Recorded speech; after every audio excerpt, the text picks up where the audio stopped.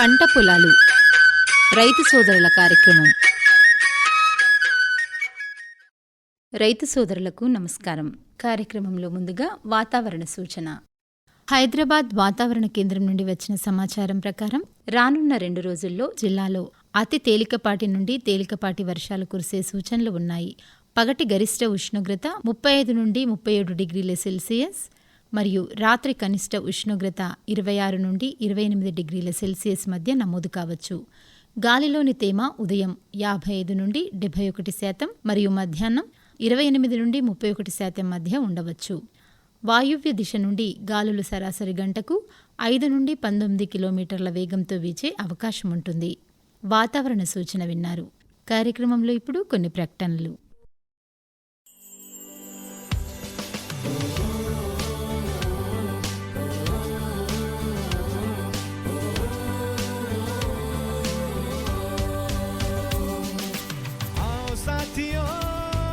चलो वैज्ञानिकों लेकर विकसित कृषि संकल्प अभियान, किसानों के द्वार चले हम आज, अब होगा हर किसान खुशहाल.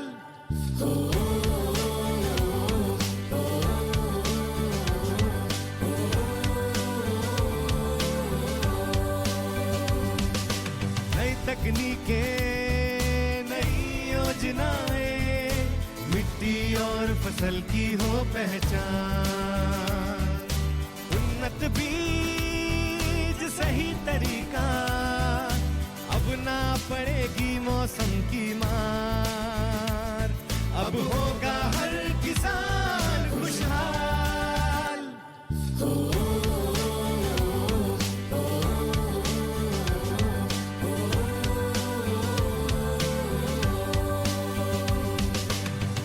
साथियों चलो किसानों, वैज्ञानिक आए आपके द्वार, हर सवाल का मिलेगा जवाब, अब होंगी ना फसलें खराब, अब होगा हर किसान खुशहाल.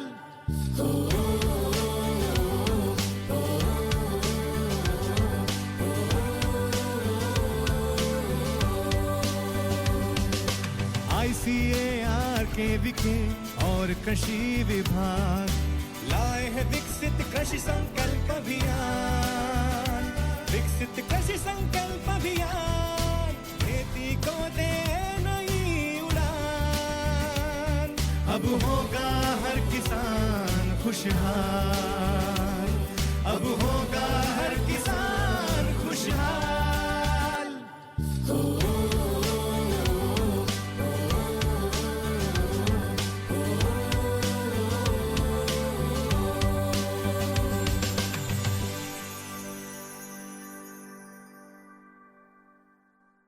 प्रिय किसान बहनों और भाइयों, नमस्कार. 29 मई से 12 जून तक चलेगा विकसित कृषि संकल्प अभियान. ये एक ऐसा अभियान है जिसमें कृषि वैज्ञानिक चलकर खुद आपके पास आएंगे, आपके गांव आएंगे, आपसे बात करेंगे, आपकी खेती और बागवानी की जरूरतों को समझेंगे और आपकी जरूरत के हिसाब से आपको समाधान भी बताएंगे. आप उनसे पूछ सकते हैं कैसे आपकी फसल अच्छी हो, उत्पादन कैसे बढ़े, लागत कैसे घटे, कौन सी नई तकनीकी अपनाएं, कीटों और रोगों से कैसे अपनी फसल को बचाएं. लेकिन यह अभियान केवल जानकारी नहीं है, समाधान लेकर आया है. तो भाई और बहनों, इस अभियान से जुड़िए, सवाल पूछिए, समाधान पाइए, उत्पादन बढ़ाइए, उत्पादन की लागत घटाइए और मिलकर बढ़ाइए विकसित खेती की ओर मजबूत कदम, क्योंकि जब खेती विकसित होगी तभी साकार होगा विकसित भारत का सपना. जय जवान, जय किसान, जय विज्ञान, जय अनुसंधान. కార్యక్రమంలో ఇప్పుడు వికసిత్ కృషి సంకల్ప్ అభియాన్ గురించి ప్రధానమంత్రి శ్రీ నరేంద్ర మోదీ గారి సందేశం వింటారు. जय जगन्नाथ. आज भगवान जगन्नाथ जी के आशीर्वाद से देश के किसानों के लिए बहुत बड़ा अभियान शुरू हो रहा है। विकसित कृषि संकल्प अभियान अपने आप में यह एक अनोखी पहल है। मॉनसून दस्तक दे रहा है, खरीफ के मौसम की तैयारी है और ऐसे में आने वाले 12 से 15 दिन तक देश के वैज्ञानिकों की, एक्सपर्ट्स की, अधिकारियों की और प्रगतिशील किसानों की 2000 से अधिक टोलियां, 2000 से अधिक टीमें गांव-गांव जा रही हैं। ये टीमें देश के 700 से अधिक जिलों के करोड़ों किसानों तक पहुंचेगी। मैं देश के सभी किसानों को इन टीमों में शामिल सभी साथियों को इस महाअभियान के लिए बड़े महत्वाकांक्षी कार्यक्रम के लिए और कृषि के उज्जवल भविष्य के लिए बहुत बहुत शुभकामनाएं देता हूं। साथियों, हमारे यहाँ कृषि ये राज्यों का विषय रहा है।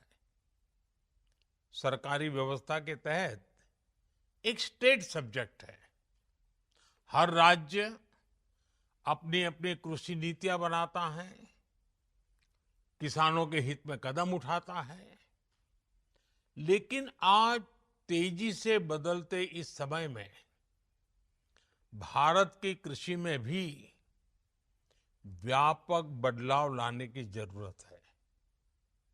हमारे किसानों ने रिकॉर्ड उत्पादन करके अन्न के भंडार भरे हैं, लेकिन अब मार्केट भी बदल रहा है और ग्राहक की प्राथमिकता भी बदल गई है। ऐसे में हमारा ये विनम्र प्रयास है कि किसानों को भी और राज्यों की सरकारों को भी और उनके साथ मिलकर कृषि व्यवस्थाओं में बदलाव लाएं। भारत की कृषि और आधुनिक कैसे हो, इस पर किसानों के साथ बैठकर के विचार विमर्श हो। इसलिए इस अभियान के तहत हमारे वैज्ञानिकों की टीम लैब से लैंड एक बड़े महान अभियान के लेकर के आगे जा रही है। सारे डेटा के साथ किसानों को आधुनिक कृषि की जानकारी देगी और सीजन शुरू होने से पहले किसानों की मदद के लिए खड़ी रहेगी। साथियों, बीते दशकों में हमारे कृषि वैज्ञानिकों ने अनेक क्षेत्रों में अच्छी रिसर्च की है, बेहतर रिजल्ट लाकर के दिखाए हैं। दूसरी तरफ हमारे देश के प्रगतिशील किसानों ने भी अपने अपने प्रयोग करके कृषि क्षेत्र में बहुत बदलाव भी लाया है, पैदावार भी बढ़ाई है और बड़े सफल प्रयोग किए हैं। वैज्ञानिकों की सफल रिसर्च और प्रगतिशील किसानों के सफल प्रयोग, इनकी ज्यादा से ज्यादा जानकारी हमारे किसानों तक पहुंचनी उतनी ही आवश्यक है। इस दिशा में आप सभी पहले से प्रयास करते रहे हैं, लेकिन अब एक नई ऊर्जा के साथ इस काम को करने की जरूरत है। विकसित कृषि संकल्प अभियान से आपको इसका भरपूर मौका मिलेगा। साथियों, विकसित भारत के लिए भारत की कृषि को भी विकसित होना है। ऐसे अनेक विषय हैं जिन पर केंद्र सरकार का लगातार फोकस है, जैसे किसान को अपनी फसल का सही दाम कैसे मिले, एग्रीकल्चर इकोनॉमी कैसे मजबूत हो, देश की आवश्यकता के अनुरूप कैसे फसलें पैदा हो, कैसे भारत अपनी जरूरत के साथ ही दुनिया की जरूरत भी पूरी करे, दुनिया का फूड बास्केट कैसे बने, कैसे क्लाइमेट चेंज की चुनौती से निपटे, कैसे कम पानी में ज्यादा अनाज उत्पादन करे, कैसे धरती मां को खतरनाक केमिकल से बचाया जाए, कैसे खेती को आधुनिक बनाया जाए, विज्ञान और टेक्नोलॉजी खेत तक कैसे पहुंचे। ऐसे अनेक विषयों पर पिछले 10-11 साल में हमारी सरकार ने बहुत काम किया है। अब इस अभियान के तहत आपको हमारे किसानों को ज्यादा से ज्यादा जागरूक करना है।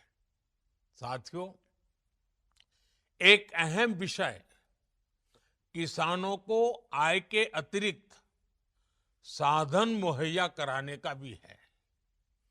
खेतों की जो मेड़ है उस पर सोलर पैनलिंग का काम हो, देश में जो स्वीट रिवॉल्यूशन हो रहा है, मधुमक्खी पालने वाले किसानों को लाभ हो रहा है, उससे ज्यादा किसान कैसे जुड़े, खेत से निकले जिन अवशेषों को कचरा कहकर फेंक दिया जाता है उससे कैसे एनर्जी बनाएं, वेस्ट टू वेल्थ क्रिएट कैसे करें, कहां कौन सा श्री अन्न किस खेत में उगाया जा सकता है, किसी उत्पाद में वैल्यू एडिशन कैसे हो। वैसे अब तो जो पशु दूध नहीं देते वो भी गोवर्धन योजना के जरिए पैसे कमाने का जरिया बन रहे हैं। हमें इन सभी के बारे में अपने किसान भाई बहनों को उनके साथ बैठ करके विचार विमर्श करके संवाद करके विस्तार से जानकारी देनी है। साथियों, भारत की खेती को विकसित भारत का प्रमुख आधार बनने का ये बहुत बड़ा संकल्प है। मैं अपने किसान भाई बहनों से कहूंगा, जो वैज्ञानिक आपके गांव में पहुंचने वाले हैं उनसे खूब सारे सवाल करिएगा। और मैं वैज्ञानिकों और अन्य कर्मचारियों से भी कहूंगा, आपके सामने एक बहुत बड़ा मिशन है। जो बीड़ा आप उठा रहे हैं इसे सिर्फ एक सरकारी काम समझकर नहीं करना है, इसे देश सेवा के जज्बे के साथ करना है। आपको किसानों की हर जिज्ञासा को शांत करना है, साथ ही किसानों के बहुमूल्य सुझावों को भी दर्ज करना है। विकसित कृषि संकल्प अभियान हमारे अन्नदाताओं के लिए प्रगति के नए द्वार खोलेगा। इसकी कामना के साथ पूरी टीम को, सभी किसानों को बहुत बहुत शुभकामनाएं। धन्यवाद।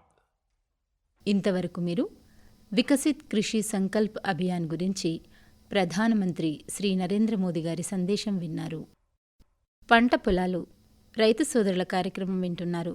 కార్యక్రమంలో ఇప్పుడు రైతు ఉత్పత్తి సంస్థల నిర్మాణం మరియు బలోపేతం గురించి JMK PM chairman Shri P Tirupati Reddy గారితో పరిచయం వింటారు. పరిచయకర్త శ్రీ మోహన్ దాస్ గారు. శ్రోతలందరికీ నమస్కారం.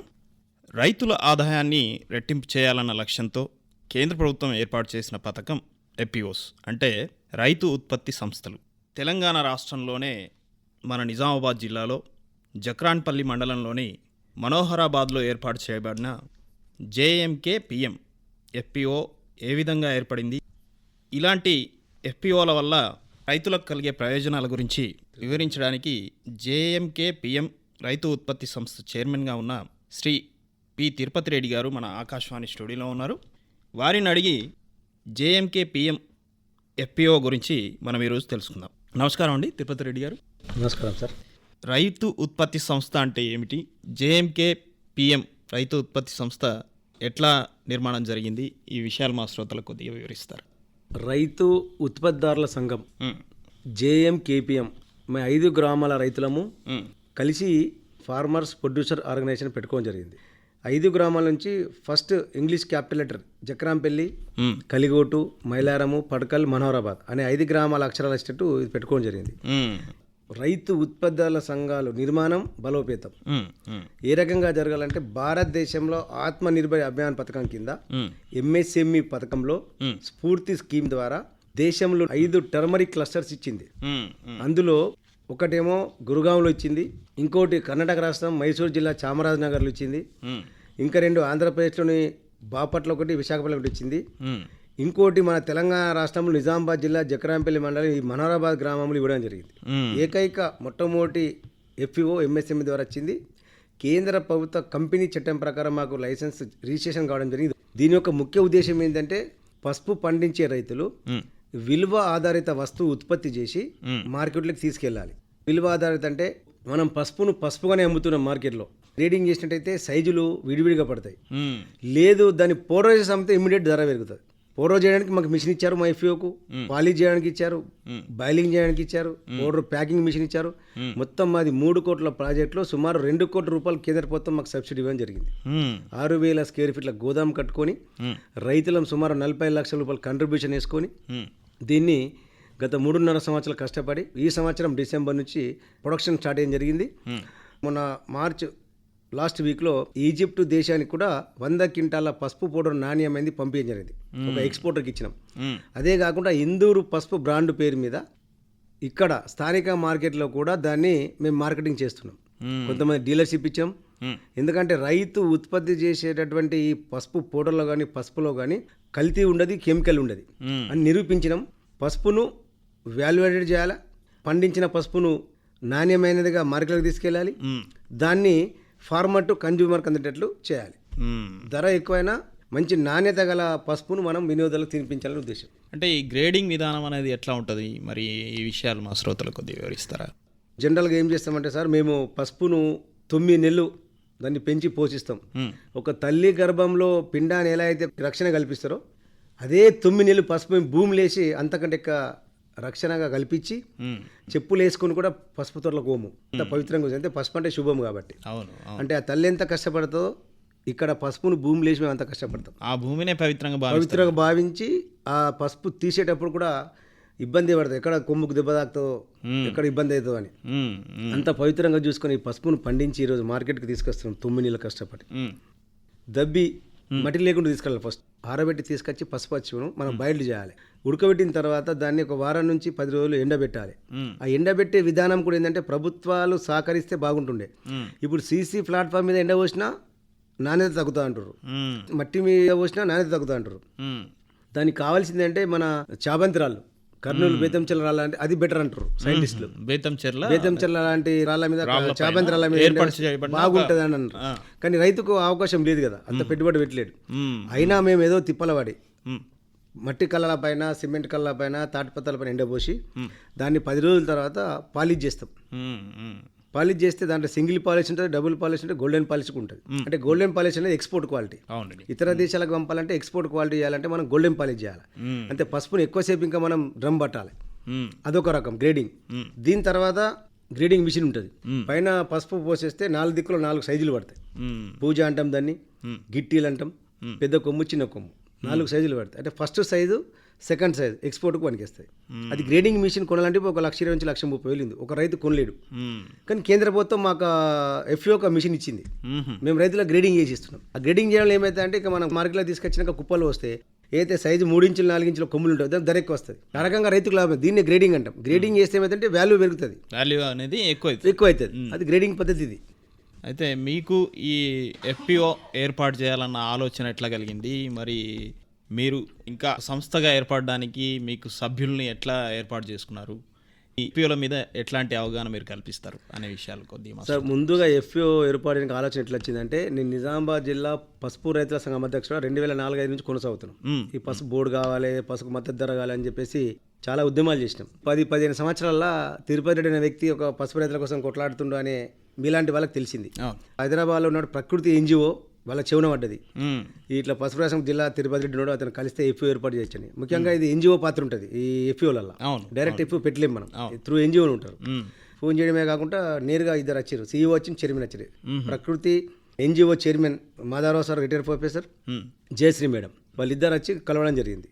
ఇట్లా పెడదాము, ఒక 500 మంది కావాలంటే నేనేం చేసిన అంటే వ్యక్తిగత శ్రద్ధ తీసుకొని ఇన్ని సంవత్సరం నుంచి పసుపు కోసం కొట్లాడుతున్నాం, ఇంకా బోర్రాలు ఎంఎస్పీ రాలే, మరి ఈ రకంగా రైతుకు న్యాయం జరుగుతుందేమో చూద్దాం, సబ్సిడీ వస్తుంది కదా, మరి వాల్యుయేటెడ్ చేస్తే బాగుంటుంది అంటారని 5 గ్రామాలలో ప్రతి గ్రామంలో 2-3 మీటింగ్లు పెట్టి రైతులను చైతన్యం చేశారు.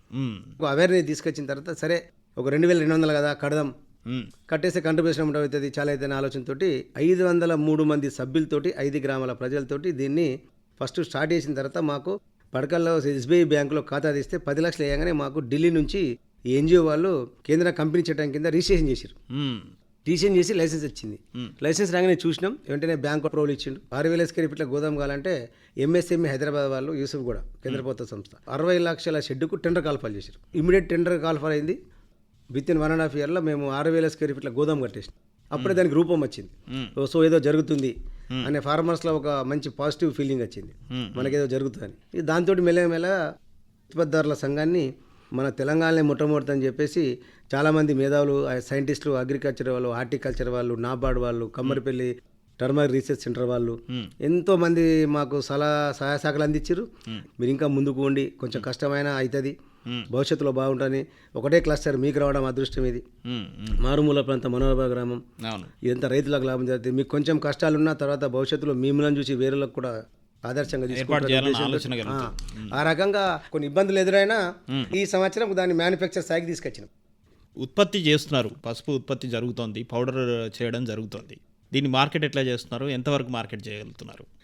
5 గ్రామాలలో దాదాపు మేము 500 మంది రైతులం ఉంటాం. 10,000 నుంచి 12,000 క్వింటాల పసుపు పండుతుంది. మాకు రా మెటీరియల్కి ఎక్కడ వెతకాల్సిన అవసరం లేదు. మా ఫ్యాక్టరీ ప్రాసెసింగ్ యూనిట్ కూడా కెపాసిటీ 14,000 క్వింటాలు ప్రాసెసింగ్ చేసుకోవచ్చు. అది పాలిష్ అయితేనేమి, పౌడర్ అయితేనేమి, ప్యాకింగ్ అయితేనేమి, బాయిలింగ్ అయితేనేమి. రా మెటీరియల్ ఇతరులు అడగకుండా మాది ఉంటుంది. కాబట్టి ఏం చేసినామంటే ఈ సంవత్సరం పసుపు పౌడర్ పట్టినాం. ఒక 100 క్వింటాల్లో పసుపు పౌడర్ బట్టి ఒక ఎక్స్పోర్టర్ వచ్చిండు. వాళ్ళు కూడా ఐఐటి గౌహతిలో వేసిన పిల్లగాళ్ళు బెంగళూరులో ఒకటి ఎక్స్పోర్ట్ వాళ్ళ ఆఫీస్ పెట్టుకున్నారు.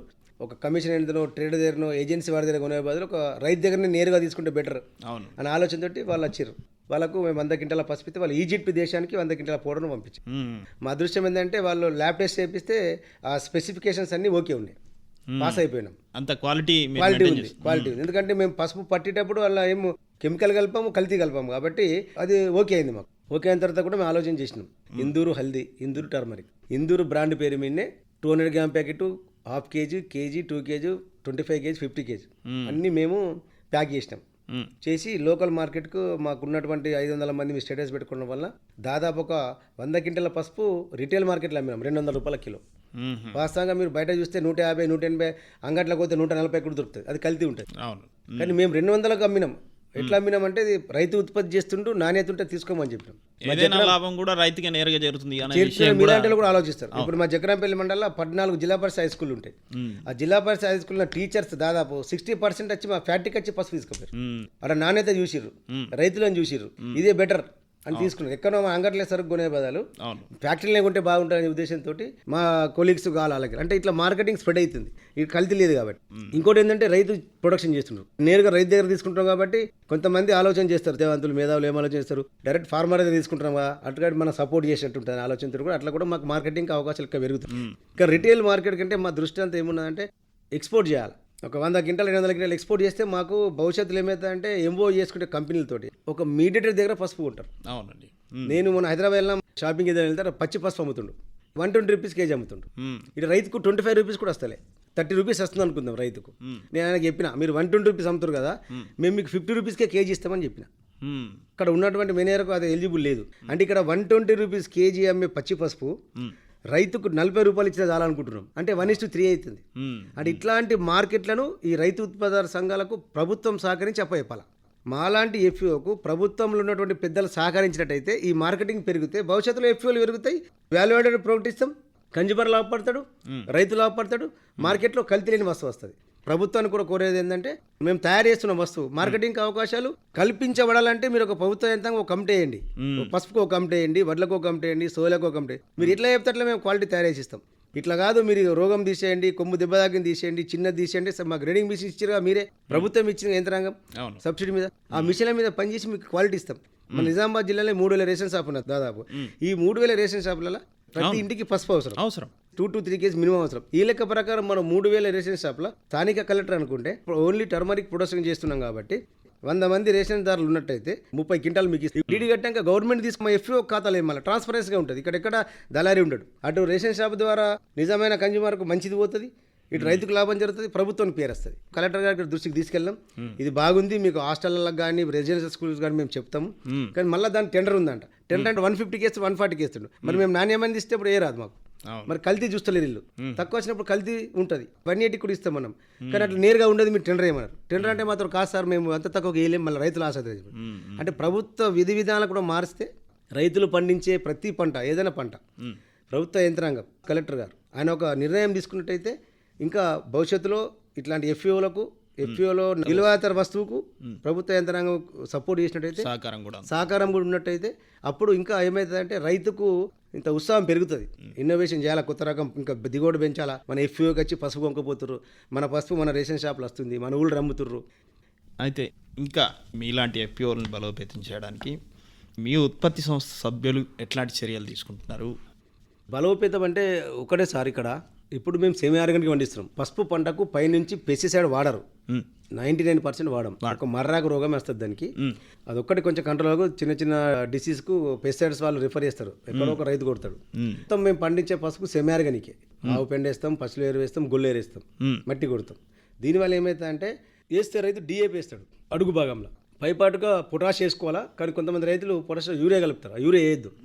యూరియా వేయడం వల్ల నైట్రోజన్ % పెరిగి మనకు అమెరికా లాంటి దేశాలకు ఎక్స్పోర్ట్ చేసేటప్పుడు యూరియా శాతం ఎక్కువ ఉందని చెప్పేసి ఈ మిడిల్ ఈస్ట్ కంట్రీ అమెరికాకు రిజెక్ట్ చేస్తుండ్రు. ఇది కన్జ్యూమ్ కోతుంది. ప్రధాన దృష్టి ఏంటంటే అసలు వాడకుంటే బెటర్. డిఏపి వాడద్దు, పొటాష్ వాడద్దు, యూరియా వాడద్దు. దిగుబడి తక్కువ వచ్చినా పర్లేదు.